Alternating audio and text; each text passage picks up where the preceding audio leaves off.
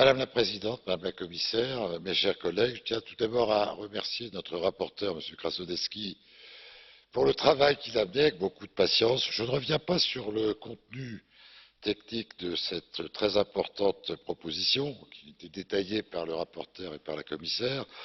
Je voudrais plus politiquement souligner combien c'est une avancée importante pour l'Union européenne dont l'histoire se rappellera. On attend depuis 1954, c'est l'année qui a marqué l'histoire européenne par l'échec de la communauté de défense.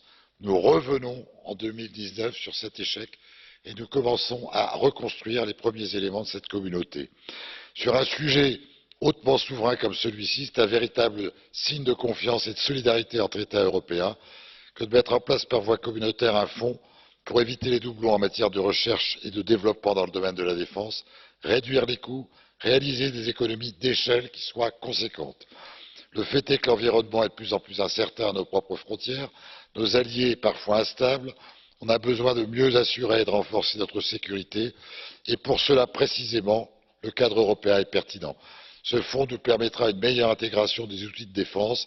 Ce n'est bien sûr pas un simple dispositif technique ou budgétaire, c'est un pas politique d'intégration important vers l'avant. Je regrette que des amendements soient présentés dans le but exclusif de compromettre l'accord obtenu en trilogue.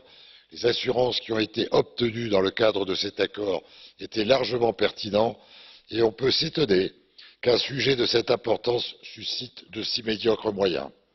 Ce soir, je veux faire appel à tous mes collègues qui croient en l'Europe, qui croient en une intégration plus forte, dont la défense est un symbole hautement évocateur. Mobilisons-nous pour une Europe plus sûre qui protège ses citoyens. Soutenons ce nouveau fonds de défense.